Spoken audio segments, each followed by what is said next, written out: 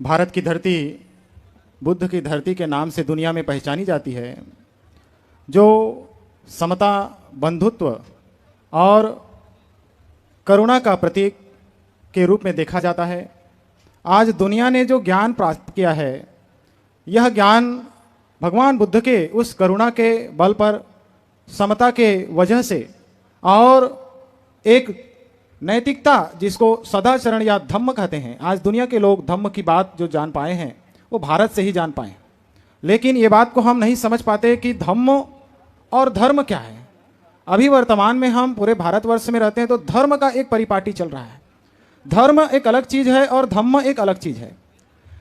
धम्म 2 इंसान, 3 इंसान, 4 इंसान, 5 इंसान जितना ज्यादा हो जाए वहां पर धम्म की जरूरत पड़ती है। जैसे एक परिवार में, एक नाते रिश्ते, सगे संबंधियों में, एक मित्रता में धम्म की जरूरत है। क्यों? धम्म का मतलब नैतिकता होता है, धम्म का मतलब सद आचरण होता है। एक दूसरे का ख्याल रखते हुए, एक दूसरे का सम्मान करते हुए, एक दूसरे को कोई भी परेशानी और कष्ट ना हो, इस चीज का ध्यान में रख करके जो जीवन जिया जाता है उसे ही धम्म का जीवन कहते हैं। लेकिन कालांतर में धम्म की बात बदल गई और धर्म नाम का एक शब्द आ गया कि ये धर्म है, ये धर्म है। कोई कहता है कि ये हिंदू धर्म है, तो कोई कहता है ये जैन धर्म है, ये कोई कहता है कि ये मुस्लिम धर्म है, कोई कहता है कि ये बुद्ध धर्म है। धर्म एक अलग चीज होता है और धम्म एक अलग चीज होता है। भगवान बुद्ध ने 2500 साल पहले जिस बात को कहा वो धम्म को कहा। धम्म इंसान को ऊपर उठने के लिए जरूरी है। भगवान बुद्ध ने एक बात कही, मेरा जो धम्म है वो 3 चीजों को प्रथम प्राथमिकता देता है। पहला सील, दूसरा समाधि और तीसरा प्रज्ञा। सील, समाधि और प्रज्ञा के बीच में जो आता है मैं उसका दुश्मन हूं। भगवान बुद्ध कहते हैं कि जो सील, समाधि, प्रज्ञा के विपरीत आता है मैं उसका खंडन करता हूं। इस देश में बुद्ध के समय में आप देख सकते हैं, जब भगवान बुद्ध को बोधि ज्ञान को प्राप्त हुए तब उन्होंने 5 परिव्राजक लोगों को, जो ऋषि मुनि थे, जो तप करते थे, जो तपश्चर्या करते थे, उन्हें धम्म का ज्ञान बताया और उस धम्म ज्ञान के बल पर वे 5 लोग बुद्ध के शिष्य बने। और बुद्ध के शिष्य बनने के बाद उस समय जो प्रथम वर्षावास हुआ वहां पर 60 लोग इकट्ठा हुए।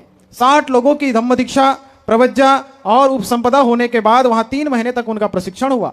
उसके पश्चात वे भगवान बुद्ध भी एक दिशा को चुने और जितने 60 लोग थे जो उपसंपदा प्राप्त भिक्षु थे, उन्होंने दुनिया को अलग अलग दिशाओं को चुना और धम्म की बातों को फैलाने का काम किया। आज हम देख रहे हैं दुनिया में ये जो धम्म फैला हुआ है ये उसी का ही पुण्य प्रताप है। आज चाहे आप दुनिया के किसी कोने में चले जाइए, जहां नैतिकता है, चोरी करना, झूठ बोलना, व्यभिचार करना, नशा करना, ये जो है धर्म के खिलाफ है। एक मनुष्य को आगे बढ़ने के खिलाफ ये 5 चीजें जो कही गई हैं, इनको छोड़े बगैर कोई भी व्यक्ति धम्मिक नहीं बन सकता, धम्मवान नहीं बन सकता। इसलिए पूरे दुनिया को बुद्ध की जरूरत है, यानी कि धम्म की जरूरत है, शांति की जरूरत है। तो इसलिए हमें यह बात को विशेष रूप से ध्यान रखने की जरूरत है कि हम अपने जीवन में धम्म को धारण करें। और भारतवर्ष में जहां तक भी हम देखते हैं, जो कल्चर का पार्ट है, आज जिस कल्चर से हम यहाँ पर इकट्ठा हुए हैं, यह बुद्ध की नगरी सिरपुर जो छत्तीसगढ़ आज है, ये पहले दक्षिण कौशल के नाम से जाना जाता था और दक्षिण कौशल की जो राजधानी है वो सिरपुर की धरती है।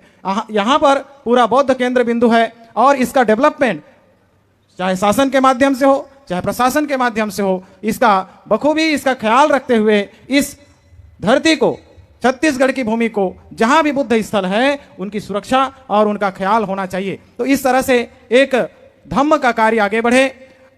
आने वाले समय में धम्म जैसे जैसे बढ़ेगा वैसे वैसे लोगों में सुख शांति होगी। तो इस तरह से मैं आज इस पावन अवसर पर बौद्ध महोत्सव में शामिल सभी भिक्षु संघ का और जितने भी उपासक उपासिकाएं यहाँ आए हुए हैं, बौद्ध जन आए हुए हैं, प्रबुद्ध जन आए हुए हैं, जिस तरह से कल चर्चा हुई कि यहाँ विश्वविद्यालय बनना चाहिए। जहाँ तक एजुकेशन की बात है तो एजुकेशन होना चाहिए, एजुकेशन के बिना भारत कभी आगे नहीं बढ़ सकता। तो बहुत बहुत साधुवाद। इसमें हम सभी का साथ सहयोग रहे और पुनः यह धरती बुद्धमय हो, ऐसी बाबा साहब अम्बेडकर जी की भी संकल्पना थी।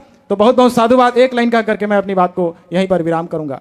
कर सको तो अपनी वाणी में वो असर पैदा करो कर सको तो अपनी वाणी में वो असर पैदा करो, रुख हवाओं का बदल दे ऐसा जिगर पैदा करो। अगर जीना है मान और सम्मान से तो घर घर में बाबा साहब अम्बेडकर पैदा करो, घर घर में बाबा साहब अम्बेडकर पैदा करो, घर घर में बाबा साहब अम्बेडकर पैदा करो। क्यों पैदा करो? क्योंकि एक बाबा साहब ने इस भारत की ही काया पलट कर दिया। एक बाबा साहब इस देश में आज जो भारतीय संविधान दिए, जिसकी बलबूते आज पूरा देश समता, स्वतंत्रता, बंधुता, न्याय के आधार पर एक दूसरे के साथ मिलजुल कर चल रहा है, वो बाबा साहब अम्बेडकर जी के संविधान की देन है। आज हम सभी, चाहे वो किसी भी पंथ, किसी भी विचारधारा के मानने वाले हो, यहां सुख शांति के साथ यदि हम बैठे हैं तो बाबा साहब अम्बेडकर जी के संविधान की देन है। इसलिए हमें बाबा साहब की जरूरत है, जो पूरे देश को एक साथ लेकर के चलने की बात करते हैं, जो पूरे देश में सुख शांति की बात करते हैं, बंधुत्व की बात करते हैं, एक दूसरे का साथ सहयोग चाहे सुख में हो चाहे दुख में हो, हमें एक दूसरे का साथ निभाते रहना चाहिए। बहुत बहुत साधुवाद, मंगल कामनाएं। बंते जी ने मुझे 2 शब्द बोलने का मौका दिया,